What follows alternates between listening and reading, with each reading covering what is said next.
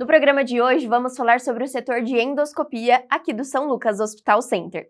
E para esclarecer todas as dúvidas sobre os procedimentos realizados, agradeço a participação do Dr. Vitor Sagai, da doutora Vanessa Garcia e do Dr. Ivan Roberto Orso, médicos especialistas em endoscopia. Sejam bem-vindos, doutores. Muito obrigado. Muito obrigado. Prazer estar aqui. Então hoje nós vamos falar sobre o setor de endoscopia do São Lucas Hospital Center. Doutora Vanessa, a doutora poderia começar explicando o que é endoscopia e como ela funciona? Então, a endoscopia é um exame invasivo para a gente ver a parte do estômago, intestino. É um exame que a gente faz sobre sedação.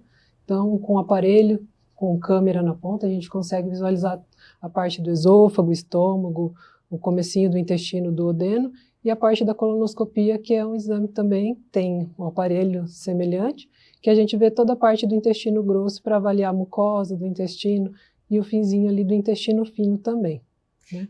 E ela auxilia no tratamento de diversas doenças, né? Doutora Ivan, quais são as indicações para a realização de uma endoscopia, então? Então, a endoscopia tem diferentes indicações. Ela pode ser indicada para diagnóstico, quando nós estamos pesquisando algum sintoma do paciente. Ela pode ser indicada também como um exame preventivo. Então, alguns tipos de câncer podem ser prevenidos com a realização da endoscopia. E ela também tem uma ampla indicação na área terapêutica, onde procedimentos cirúrgicos minimamente invasivos são realizados através da endoscopia.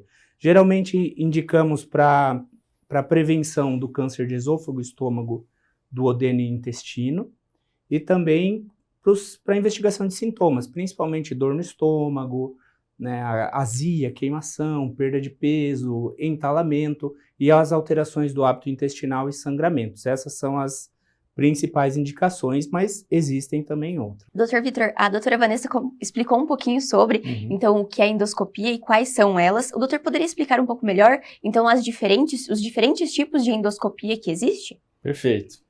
Então, aqui no São Lucas a gente tem alguns aparelhos diferentes que a gente usa para diversas indicações diferentes, igual o doutor Ivan comentou. A endoscopia por si só, a gente acaba usando o aparelho convencional, né, que tem mais ou menos 1 metro, 1,20 m de comprimento e um diâmetro de 1 centímetro, mais ou menos, para a gente avaliar o trato digestivo alto. Esôfago, estômago, primeira porção do intestino, duodeno.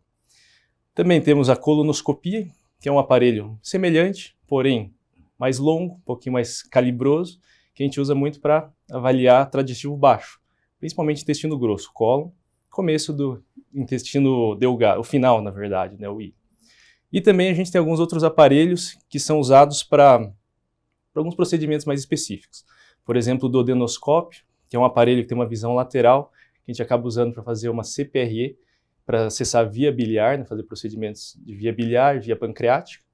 Temos também a ecoendoscopia, né, que é um aparelho que ele é semelhante ao duodenoscópio, com uma visão lateral, porém, na ponta do aparelho tem um probe de ultrassom. Então, a gente consegue acessar estruturas extra do trato digestivo, né, que estão adjacentes, e avaliar também estruturas do próprio trato digestivo que, pela endoscopia, a gente não consegue caracterizar muito bem. Então, são estruturas que estão em algumas camadas um pouquinho mais profundas da mucosa, digamos assim. Então, temos esses vários aparelhos, né, que a gente acaba usando, dependendo da indicação do procedimento. E além de todos esses que o Dr. Vitor comentou, nós ainda temos o enteroscópio, que é o aparelho que faz a investigação do intestino fino. Ele passa pelo esôfago, estômago, duodeno e chega até o intestino fino, ou ele pode ser utilizado também via colonoscopia, passa por todo o cólon e acesso final do intestino delgado. Então, com a endoscopia hoje nós conseguimos avaliar praticamente todo o trato gastrointestinal, a via pancreática, a via biliar e também com a ecoendoscopia as estruturas adjacentes ao trato digestivo.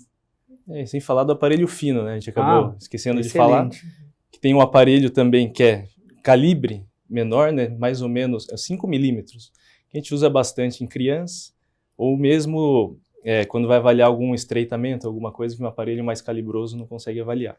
Então, somos de todos esses. Então, quando se fala de endoscopia, não é um único exame. Ele, então, uma forma de realizar diversos tipos de exame. Isso, doutores? De forma mais geral. Exatamente. São a especialidade que utiliza esses instrumentos para conseguir visualizar as estruturas internas, né? Ver por dentro. Perfeito. Então a gente já conseguiu explicar um pouquinho para quem está em casa, entender porque geralmente às vezes o médico pede uma endoscopia, a pessoa não acha que todas são iguais, que todo mundo está fazendo o mesmo tipo de exame, então são diferentes para diferentes aplicações e doenças, certo? Exatamente. Doutora Vanessa, quanto ao preparo do paciente, como que é realizado então esse preparo antes da realização do exame? A doutora poderia explicar para a gente? Sim. Cada exame também tem as suas indicações do preparo, né? Começando pela endoscopia do estômago, né, digestiva alta, a gente precisa só de um jejum, né, de 8 horas para o paciente realizar a endoscopia. A colonoscopia daí já é um preparo um pouco diferente.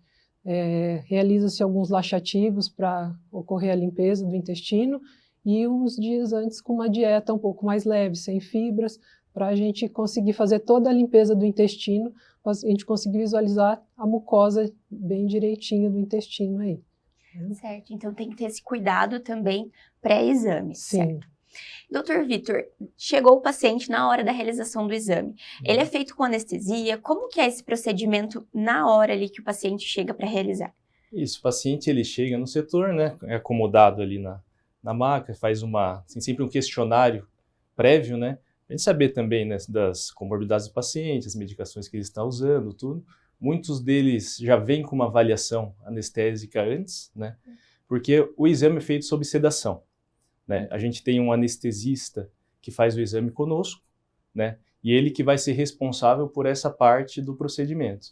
Então o paciente ele é sedado, ele dorme, né, durante o procedimento, então não tem, muitos pacientes têm aquele preconceito, né, de fazer o exame acordado, vai sentir dor, vai sentir muito desconforto, mas no final, assim, por conta dessa sedação, eles dormem. Não é uma anestesia geral, né, uma sedação. Então eles dormem durante o exame e tem uma recuperação muito rápida depois. Então logo que acaba o exame, o paciente praticamente já sai acordado da sala. Demora um pouquinho ainda na recuperação para ele acordar mesmo, né? Mas ele já sai praticamente quase consciente assim, do procedimento e tem uma recuperação muito rápida. Então é um exame muito seguro para o paciente fazer, ele é seguro tranquilo nesse sentido. E tranquilo. Ótimo. Doutor Ivan, o doutor citou um pouquinho então sobre a endoscopia ser utilizada também para tratamento e não só para diagnóstico. O doutor poderia citar quais são as doenças, algumas doenças que são utilizadas então no tratamento? Claro, principalmente aqui no Hospital São Lucas, onde a gente realiza procedimentos de alta complexidade, é possível realizar diferentes terapias. Nós temos a endoscopia bariátrica, que é o tratamento da obesidade por endoscopia. Então, o implante de balões intragástricos que ajudam no emagrecimento e um procedimento novo que é muito interessante que chama endossutura gástrica. Por endoscopia, sem nenhum tipo de corte no abdômen, é possível entrar lá dentro do estômago, fazer uma costura usando um dispositivo específico, diminuindo o tamanho do estômago. E essa é uma costura que fica lá permanente e ajuda os pacientes a perderem peso. Então essa é uma das indicações. Outra indicação que nós realizamos bastante aqui é o tratamento do câncer por endoscopia. Quando nós fazemos exames preventivos, né, exames de rotina e identificamos o câncer no seu estágio inicial, o tratamento pode ser totalmente realizado por endoscopia. Então, sem também nenhum corte, você evita o paciente precisar fazer uma cirurgia no futuro e tem resultados muito bons quando realizados nos pacientes com câncer inicial. A endoscopia permite que a gente entre lá no estômago, retire esse câncer completamente, feche a área, existem também dispositivos específicos, clipes e sutura também que a gente pode utilizar para fechar essa área de ressecção com resultados muito bons.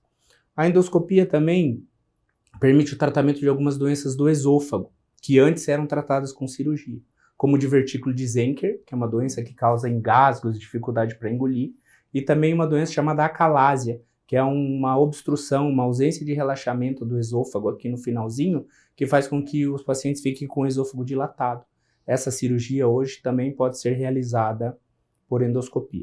A endoscopia trata também muitas complicações cirúrgicas, estreitamentos das costuras cirúrgicas, vazamentos que são as fístulas, né? Tratamento de coleções que são as infecções pós-operatórias. Hoje há muitas complicações de cirurgias que antes necessitavam ser de uma nova abordagem cirúrgica, a endoscopia consegue resgatar e tratar de forma minimamente invasiva. Então, o cirurgião e o endoscopista hoje em dia andam lado a lado. Outra indicação muito interessante são os procedimentos biliopancreáticos. Então, pedras no canal da bile, estreitamentos do canal da bile, tumores iniciais da papila, cistos pancreáticos, tudo isso pode ser tratado de forma minimamente invasiva através da endoscopia. E uma indicação que nós usamos muito aqui no hospital é a obtenção de vias alimentares. Alguns pacientes, às vezes pela idade avançada, por doenças neurodegenerativas ou por obstrução, por câncer também, não conseguem mais utilizar a via oral. E aí a endoscopia permite a realização de uma sonda chamada gastrostomia ou jejunostomia, que é um acesso direto no estômago, facilitando a alimentação e o cuidado desses pacientes, entre outras possibilidades. Então tem uma vasta, muito amplo todo o trabalho que pode ser feito utilizando a endoscopia.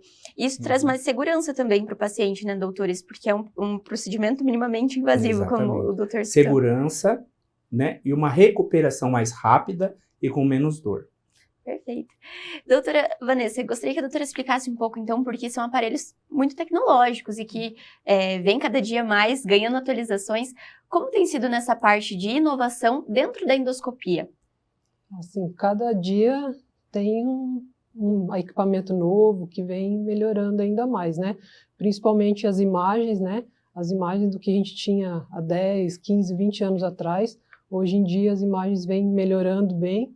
Tem algumas luzes especiais que a gente até tem disponível, né, aqui no hospital, que a gente consegue avaliar bem as lesões em questão de ver se a lesão já tem alguma predisposição a ser uma lesão maligna, né, tipo virar um câncer. Então a gente consegue avaliar bem essa parte das lesões. E tem também a parte da ecoendoscopia também, que consegue, né, que já é um dispositivo mais novo do que o da endoscopia, consegue avaliar as estruturas adjacentes com a tecnologia da ultrassom junto da endoscopia aí, né? Bacana, então traz bastante benefício tanto para o paciente quanto para vocês que estão ali na hora do procedimento, né, doutores? Uhum.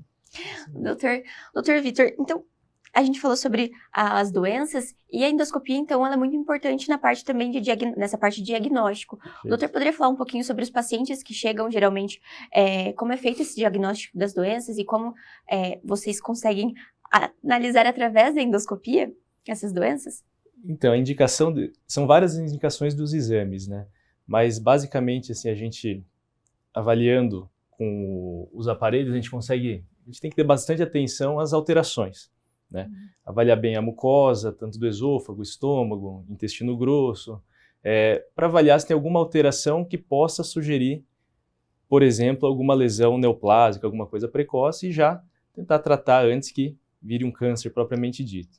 Outra coisa é avaliar se tem machucados, se tem algumas alterações anatômicas, depende muito da indicação do exame, né?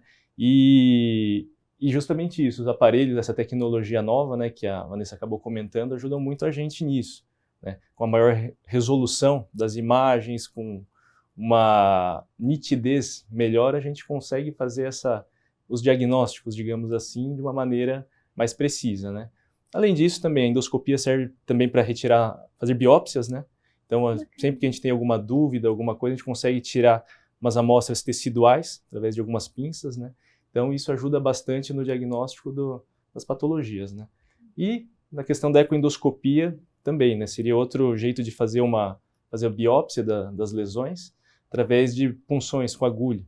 A gente usa o aparelho com ultrassom justamente para isso, para a gente poder acessar estruturas mais profundas que, olhando pelo estômago, alguma coisa a gente não conseguiria ver.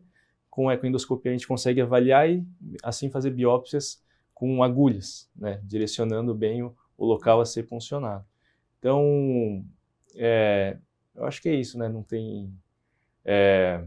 depende muito mais da indicação do procedimento. Mas traz mais precisão também para vocês na hora desse diagnóstico, né, doutor? Exatamente. Doutor Ivan, o paciente realizou o procedimento, a gente falou sobre o cuidado pré-procedimento. Como que é o cuidado pós? Então, o paciente terminou o exame, qual o cuidado ele precisa ter? Como é depois que o paciente sai da sala do procedimento, aqui ainda dentro do hospital e depois em casa também? Após terminar o exame, o paciente acorda na própria sala. Ele é acompanhado pelo anestesista e monitorizado durante todo o período.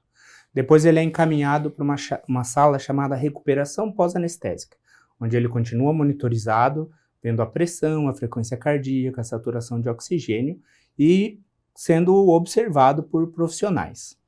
Quando ele está bem acordado, o hospital serve um bolinho com um chá, porque esses pacientes estão de jejum há bastante tempo, então costuma dar bastante fome, e ele só é liberado depois que ele está bem acordado, já comeu alguma coisa, os parâmetros, os sinais vitais deles estão todos normais. Nesse momento, o acompanhante do paciente é chamado e ele recebe por escrito as instruções pós-exame, que geralmente se resumem a uma alimentação mais leve, evitar, como foi realizada uma sedação, evitar dirigir, evitar, né, e trabalhar com coisas perigosas, não fazer esforços físicos nesse mesmo dia, mas o paciente sai caminhando e se sentindo muito bem. As drogas anestésicas que são utilizadas, elas são escolhidas de uma forma que não deixem uma ressaca ou sintomas persistentes, né, relacionados à medicação. Então, hoje em dia, o exame de endoscopia é muito tranquilo, muito seguro e o paciente sai se sentindo muito bem. Claro que quando são realizados procedimentos mais avançados, né, ou terapêuticos, as recomendações podem ser diferentes e variam conforme cada caso, sendo que alguns pacientes, depois desses procedimentos, podem até necessitar ficar em observação no hospital. Mas um exame diagnóstico normal é assim que funciona. É tranquilo, então. Doutora Vanessa, existe diferença na questão da endoscopia para criança, idoso? É o exame ele é realizado em todas as faixas etárias ou são diferentes tipos de exames e procedimentos para cada fase ali da vida? O exame a gente realiza em todas as idades, né? Desde bebezinho até o senhor mais idoso. Assim, o que a gente tem de mudanças, né, na criança, por exemplo, a gente faz com um aparelho mais fino, né, até um certo peso, a gente faz com um aparelho de 5 milímetros, que é bem fininho. A criança também faz com a sedação, né, o procedimento é um pouquinho diferente, que às vezes a criança não deixa pegar veia, então a gente coloca a criança na sala, faz um gás, que é um cheirinho, a criança dorme, fica tranquilo, depois pega o acesso, daí faz a medicação que tem que fazer para a sedação, e a gente faz o exame conforme protocolo, geralmente com aparelho mais fino, né? E o idoso sempre também, assim, é o mesmo procedimento, mas tomando um pouco mais de cuidado, monitorização que já é feita, assim, mas sempre em acompanhamento junto com o anestesista, né? Em todos os procedimentos que a gente faz, sempre tem o anestesista acompanhando a gente aí. Bacana. Então são realizados essa endoscopia pediátrica aqui no São Lucas também. Sim. Sim, o Hospital São Lucas, ele é um centro de referência para endoscopia pediátrica. Então, a nossa equipe tem muita experiência na realização desses procedimentos em crianças até de 4, 5 quilos, que são crianças muito pequenas que estão aqui na nossa UTI neonatal. Também nós somos especializados em extremos de idade, pacientes idosos, tem toda uma estrutura para que esses pacientes possam fazer o exame aqui de forma segura e pacientes com doenças graves que não estão muito bem compensadas. Então esse é o ambiente perfeito para endoscopia hospitalar. Crianças pequenas, idosos e pacientes com comorbidades. Além disso, a endoscopia hospitalar também ela é fundamental para quando nós vamos fazer procedimentos terapêuticos avançados, como os que eu comentei. Mas apesar disso, o nosso serviço de endoscopia não atende só esses casos que precisam de cuidados especiais. Ele é aberto para todos os pacientes que precisam fazer endoscopia. Então, aquele paciente que foi atendido por um médico e precisa fazer o exame, ele pode entrar em contato aqui com o hospital e fazer o exame normal, tradicional dele também, sem problema nenhum. Nós estamos preparados para atender todos os tipos de público. Bacana, isso traz segurança também para o paciente saber que está dentro do hospital, que tem todo o acompanhamento e o suporte dos doutores ao lado. Doutor Vitor, e quanto à parte do laudo, da parte que os doutores atuam também, vocês acompanham esse exame em tempo real? E na parte também depois do que o paciente recebe esse resultado do exame, o doutor poderia comentar brevemente sobre como é essa etapa? Sim, a gente faz o exame, né? Terminou o exame, a gente faz imediatamente o laudo. Né? A gente acaba já transcrevendo o laudo do que a gente acabou de fazer, acabou de ver. Tudo isso logo após o término do exame. Então, o paciente acaba saindo da instituição já com o laudo em mãos, tá? A única coisa que às vezes o paciente precisa aguardar um período é se tiver biópsia, né? Se tiver retirada de amostra de tecido A, alguma coisa assim, que a amostra vai para o laboratório, aí tem que ser processada, tudo isso demora alguns dias. Mas o paciente já sai com o laudo em mãos para levar para o médico que solicitou tudo isso, e eventualmente se tem alguma coisa diferente que a gente acha que precise, né, de uma atenção maior, a gente está sempre também conversando com os pacientes após o exame, saber como que eles estão, tudo isso, informando, né, sobre os achados, né? Então, isso aí é de rotina, né? A gente terminou o exame, já faz o laudo para eles já saírem com... Tem um resultado Exatamente. o mais rápido possível para os tratamentos também. Exatamente. Para a gente finalizar a nossa conversa sobre, então, o setor de endoscopia é um setor que atua e tem um fluxo de trabalho muito grande também, né, no hospital. Eu gostaria que os doutores pudessem explicar quais são os benefícios para o paciente que realiza, então, um procedimento aqui na instituição, esse suporte que ele tem, tanto dos doutores quanto da equipe de enfermagem, e explicar um pouquinho sobre essa parte também. Acho que vamos começar com o doutor Ivan, e os doutores complementam também. Perfeito. Bom, aqui no Hospital São Lucas a gente tem um prazer muito grande em atender os pacientes. Todo o nosso serviço está estruturado para atender, como eu comentei, desde crianças pequenas, pacientes ambulatoriais saudáveis que precisam fazer um exame de rotina, a idosos e procedimentos avançados. Todo o nosso agendamento é simplificado, o paciente entra em contato, as secretárias organizam, fazem as liberações, se o paciente precisar de alguma liberação mais complexa, elas orientam todo esse processo do paciente, desde que ele entre em contato até ele sair com o laudo em mãos. Nós primamos também pela segurança do paciente, então temos protocolos muito rígidos de segurança, então avaliação pré-anestésica, avaliação cardiológica, acompanhamento, suporte para qualquer tipo de intercorrência que possa acontecer. E também uma equipe de excelência, além do Dr. Vitor, que está aqui, da doutora Vanessa, nós temos o Dr. Alexandre e o Dr. Carlos também, que são médicos excelentes, especializados também em endoscopia hospitalar, que ajudam também no atendimento de todos os pacientes. E é bom lembrar, né, que aqui também a gente tem um serviço 24 horas, né? Então, assim, sempre que tiver um paciente que apresente algum caso, que seja urgência, né, os médicos sempre terá alguém de sobreaviso. Então, né, principalmente paciente com muita dor, sangramento, alguma coisa que, quando for avaliado, o médico achar que precise de algum exame de urgência, né, tem sempre alguém da equipe de sobreaviso pronto para atender. Então, é bom lembrar disso, né? Traz essa segurança também Perfeito. de que em qualquer momento que o paciente precisar, ele vai ser atendido e ter esse suporte ali imediato também. E lembrar também que a gente tem, assim, que às vezes tem pacientes, principalmente os pacientes mais idosos e as crianças, os pacientes para fazer colonoscopia que tem que fazer o preparo, muitos deles fazem internado, né? Então, tipo, o paciente se interna, faz o preparo todo, que às vezes tem, principalmente esses idosos que têm mais dificuldade, desidrata muito mais fácil, então acontece do paciente internar um dia antes para fazer esse preparo, para ter mais segurança e ficar adequado o preparo, para o paciente realizar o procedimento no dia seguinte, né? Então, isso daí é uma das coisas que dá segurança, às vezes, para o paciente mais idoso também, né? Então, pessoal de casa que precisarem, estão os doutores à disposição para atendê-los, né, doutores? Sim. Muito obrigada pela participação no São Lucas 24 Horas, sejam sempre bem-vindos. Muito Nós obrigado. que agradecemos. Siga o perfil nas redes sociais do @FH São Lucas Cascavel para ficar por dentro de todas as novidades e acompanhar a programação completa de podcasts feitos pelos médicos e colaboradores do hospital. Espero você!